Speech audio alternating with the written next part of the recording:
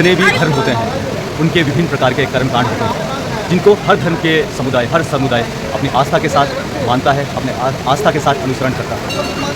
सनातन धर्म की बात करें तो सनातन धर्म में 24 संस्करण हैं और 24 संस्करणों में से एक है उपनयन। उपनयन जिसका संवाद ऋग्वेद में मौजूद है वहाँ है। तो ब्राह्मणों के लिए सबसे विशेष जो दिन होता है वो दिन होता है श्रवण पूर्णिमा का, जो कि आज है। श्रवण पूर्णिमा जिसे हम भाई बहनों का त्यौहार रक्षाबंधन के रूप में भी मनाते हैं। तो उस दौरान जो ब्राह्मण होते हैं उनके लिए विशेषकर क्या रहता है वो हम सारी चीज़ें हम सभी दीदार करेंगे। लेकिन सबसे पहले आप सभी का तहे दिल से स्वागत है, अभिनंदन है आपके अपने चैनल कोटनाला के ब्लॉग में। मैं आपका मित्र हिमांशु कोटनाला। तो इस समय हम जहाँ पर मौजूद है, हम ऐसी जगह, इतने पवित्र जगह हम लोग मौजूद हैं कि समझ लीजिए भोले बाबा जी का आशीर्वाद हमें स्पष्ट मिल रहा है और हम भोले बाबा जी के निकट हैं। वैसे तो कण कण पर भोले बाबा जी हैं, लेकिन जिस पवित्र स्थान पर हम लोग हैं, यह पवित्र स्थान, ये स्थान महाभारत काल से, वैदिक काल से ही बहुत पवित्र माना जाता है और यहाँ की जो वास्तुकला है वो भी बेहद अद्भुत है। तो हम लोग इस समय हैं उत्तराखंड देवभूमि, उत्तराखंड के देहरादून में स्थित टपकेश्वर महादेव जी के मंदिर में, दूधेश्वर महादेव जी के मंदिर में, देवेश्वर महादेव जी के मंदिर में। जी हाँ, यहाँ पर भोले बाबा की हर प्रकार की स्तुति, चाहे वो यमकेश्वर जी के रूप में हो, चाहे वो महाकालेश्वर जी के रूप में हो, यहाँ पर हम सभी को उनका आशीर्वाद मिलता है, सभी शुभ।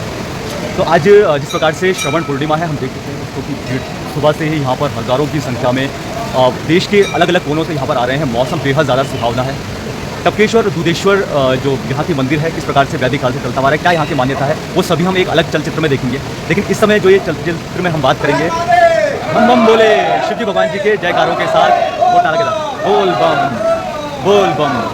जी हाँ, तो ब्राह्मण वैदिक सभा में जो आज का जो श्रवण पूर्णिमा है वो विशेष महत्व रखता है, क्योंकि जो जनेऊधारी होते हैं ब्राह्मणों के लिए विशेष ये दिवस इसीलिए है क्योंकि ब्राह्मण इस दिन यदि अगर जनेऊ धारण करते हैं तो ये केवल वर्ष में एक ही दिन यानी श्रवण पूर्णिमा के दिन ही ब्राह्मण अपना जनेऊ धारण करते हैं। तो क्या रहता है वो प्रकरण, क्या वो पवित्र, किस प्रकार से वो पवित्र प्रकरण रहता है, वो सभी हम देखेंगे। क्योंकि इस समय हम मौजूद हैं, हमारा जो ब्राह्मण वैदिक सभा है वह इसका आयोजन कर रहा है। आयोजन स्थल पर बटुक है और बटुक इस समय अभी उनका मुंडन हो गया है, उनको पवित्र स्नान कर लिया है। उसके बाद क्या प्रक्रिया होती है हम सभी देखेंगे कि किस प्रकार से जनेऊ धारण की जो पवित्र प्रक्रिया है वो कैसी रहती है। और बाकी हम बात करेंगे दूधेश्वर जी की, महाकालेश्वर जी की, देवेश्वर जी की किस प्रकार से जो यहाँ का संबंध रहा है, टपकेश्वर महादेव जी का संबंध रहा है महाभारत काल से, तो वो हम अलग से चलचित्र में देखेंगे। लेकिन वैसे जितने भी शिवालय होते हैं हर जगह ही बहुत भीड़ रहती है। इस पेज की बात करें पूर्णिमा के दिन, लेकिन टपकेश्वर महादेव जी की एक अलग ही मान्यता है, एक अलग ही पवित्रता है, जिसके कारण आप देख सकते हैं कतार दर कतार हम सुबह से यहाँ पर हैं। अभी सुबह का मौसम हो रखा है,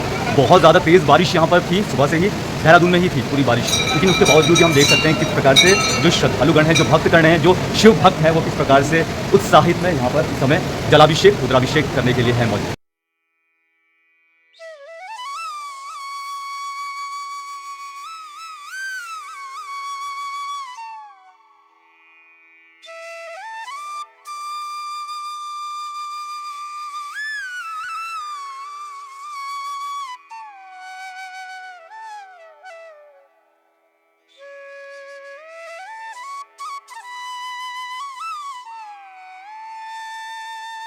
तो भक्तों, ये टपकेश्वर महादेव जी का गर्भगृह और यहाँ पर जो पवित्र जनेऊ धारण की प्रक्रिया है उसका शुभारंभ हो चुका है। ये हम देख सकते हैं हमारे बटुक जी, जो भी हमारे बटुक जी हैं यहाँ पर, उनका अभी जनेऊ धारण करेंगे। लेकिन सबसे पहले मुंडन होता है। मुंडन के बाद पवित्र स्नान किया जाता है। पवित्र स्नान के बाद मंत्रोच्चारण होता है। मंत्रोच्चारण के बाद यज्ञ होगा। यज्ञ के बाद जनेऊ धारण करेंगे। यदि बात करें ब्राह्मण वैदिक सभा, तो जय भोले बाबा।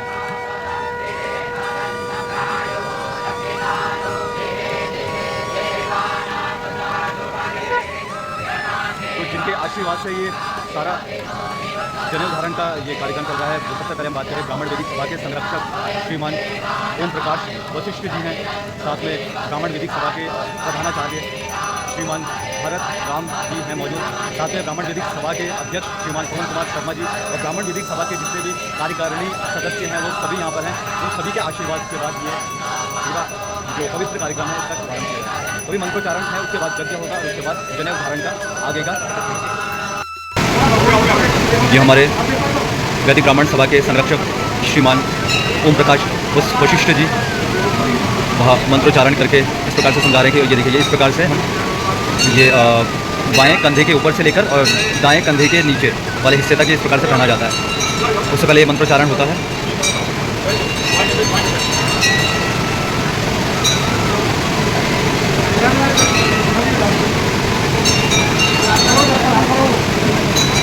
भक्तों, ये इस प्रकार से जनेऊ धारण किया जाता है पवित्रता के साथ, कि जो बाएं कंधे हैं, बाएं कंधे के ऊपरी हिस्से से और दाएं कंधे के नीचे, इस प्रकार से ये इसको धारण किया जाता है। जो भी व्यक्ति विशेष या जो भी ब्राह्मण इन्हें धारण करते हैं तो काफ़ी विधि विधान से उन्हें रहना पड़ता है। यदि अगर किसी प्रकार से या किसी कारणवश यदि वो दूषित हो जाए तो फिर नया जनेऊ धारण करने की प्रक्रिया होती है।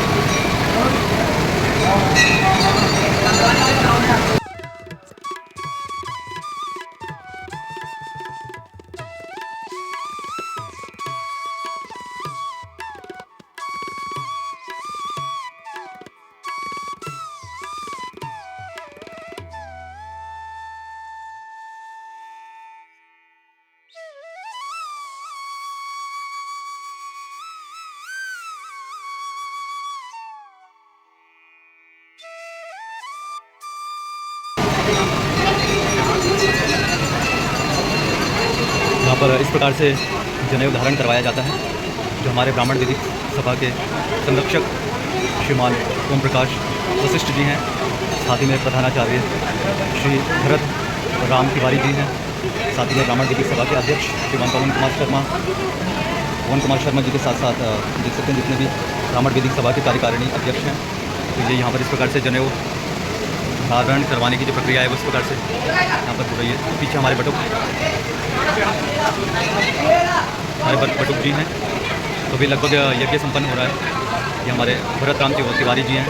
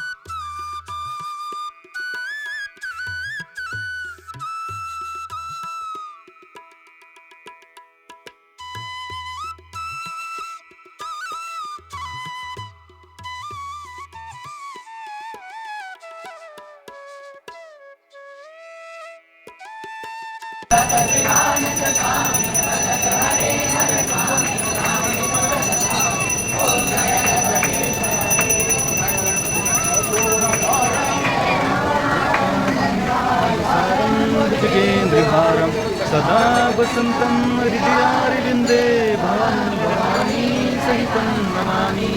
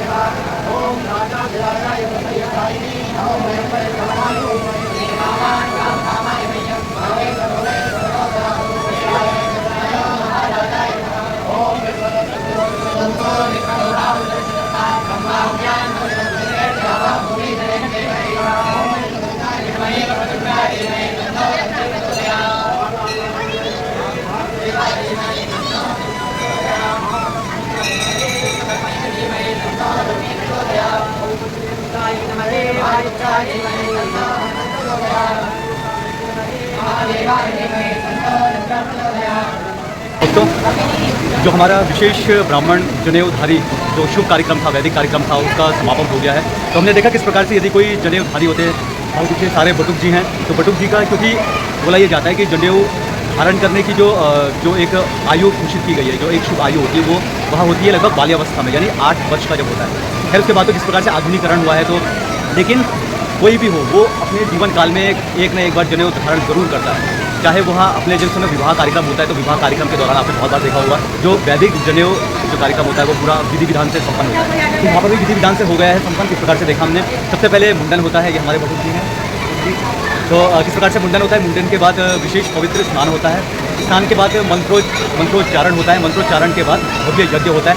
यज्ञ के बाद जनेऊ धारी करते हैं। उसके बाद देखिए जनेऊ एक हमारी संस्कृति नहीं वरना हमें बहुत कुछ देती है। और भक्तों जो जनेऊ धारण की जो पूरी प्रक्रिया होती है वो बेहद ज़्यादा मंत्रोच्चारण के साथ होती है। उसे बहुत विधि विधान द्वारा रखा जाता है। यदि किसी कारणवश यदि अगर जनेऊ अपवित्र हो गया तो अब इस स्थिति में उसको दोबारा से पहना जाता है मंत्रोच्चारण के साथ। हमने देखा कि किस प्रकार से जो जनेऊ होता है, जनेऊ में 3 भाग होते हैं। 3 भाग मतलब 3 धागे होते हैं, सूत के धागे होते हैं और तीनों धागे ब्रह्मा, विष्णु और महेश जी को दर्शाते हैं।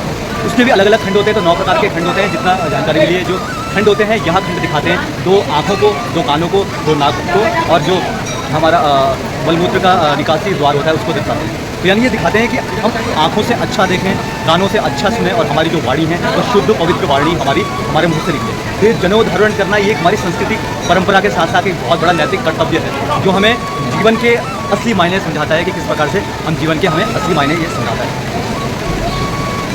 तो इसके लिए सबसे पहले तो हमें ये इस प्रकार का मौका दिया तो कोटनाला केदार परिवार की कंप्लीट टीम की तरफ से सबसे पहले ब्राह्मण वैदिक सभा के जितने भी अध्यक्ष महामंत्री जिन्होंने हमें यहाँ पर चुना कि हम साक्षी बने हैं इतने पवित्र कार्यक्रम के। तो आपको तहे दिल से कोटनाला केदार परिवार की ओर से तहे दिल से आपका हृदय अभिनंदन कि आपने हमें इस लायक समझा। तो तहे दिल से आपका शुक्रिया कि आपने इस प्रकार के अच्छे कार्यक्रम में हमें यहाँ पर साक्षी बनने का मौका दिया। आपका तहे दिल से धन्यवाद। तो मिलते हैं अगले वीडियो में, अगले देखते हैं कि किस प्रकार से अलग अलग प्रकार का जो हमारा वैदिक कार्यक्रम होगा उसका हम साक्षी बनेंगे। इसलिए तहे दिल से धन्यवाद ब्राह्मण वैदिक सभा की पूरी समिति की।